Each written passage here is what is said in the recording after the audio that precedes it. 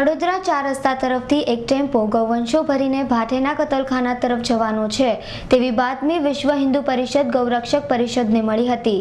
જેવી બાતમી રાહે 4 જેટલા ગૌરક્ષકો ટેમ્પોની રાહ જોઈ રહ્યા હતા। દરમિયાન 12 ગાયો ભરેલો GJ5BV 9355 નંબરનો ટેમ્પો ત્યાંથી નીકળ્યો હતો, જેથી ગૌરક્ષકો કાર લઈને તે ટેમ્પાનો પીછો કર્યો હતો। જ્યારે ટેમ્પાની સાથેના પાયોલેટિંગની ગાડીના ઈસમોએ કાર પર પથ્થરમારો કર્યો હતો અને ગાયો ભરેલા ટેમ્પાએ કારને ટક્કર મારતા કાર કોસંબા પાટિયા પાસેની નહેરની અંદર ખાબકી હતી અને એકને ગંભીર ઈજા પહોંચી હતી, જ્યારે 3ને સામાન્ય ઈજાઓ થઈ હતી। તદુપરાંત ગાયો ભરેલા ટેમ્પોએ કારને ટક્કર માર્યા બાદ બંધ પડી ગયો હતો, જેથી ટેમ્પો ચાલક ત્યાંથી ફરાર થઈ ગયો હતો અને 12 જેટલી ગાયોનો આ બાદ બચાવ થયો હતો।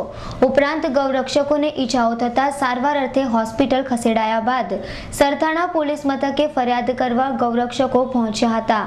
અત્રે ઉલ્લેખનીય છે કે ગૌરક્ષકો ગાયોને બચાવવા પહોંચ્યા અને તેઓનું જ અકસ્માત સર્જાયું હતું, પરંતુ ગાયોનો બચાવ થવા પામ્યો હતો।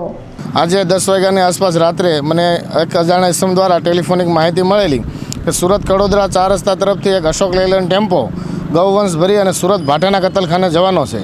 જેવી મને માહિતી મળી એટલે મેં મારા સાથી ગૌરક્ષક ભરતભાઈ ભરવાડ, સંતોષસિંહ રાજપૂત, કિશનભાઈ ખેની અને સંદીપ ડોબરિયાને સાથે રાખી ગાડીનો પીછો કરતા તેની સાથે એક પાયલોટિંગની જે ગાડી હતી કસાઈ સાથે જાયલો ગાડી, એણે અમારી ક્રૂઝ ગાડીને ટક્કર મારી અને કોસમાળા પાટિયા પાસે નેરની અંદર અમારી ગાડીને પલટી ખવડાવેલી છે, જેમાં અમારા 2 કાર્યકર્તાઓને માથાના ભાગે અને પગના ભાગે ઈજા થયેલી છે। હાલમાં સરથાણા પોલીસ સ્ટેશનમાં છીએ અને અમારા 2 કાર્યકર્તાઓને સામાન્ય સારવાર માટે સામાન્ય હોસ્પિટલમાં લેવામાં આવ્યા છે। Bureau report, Surat.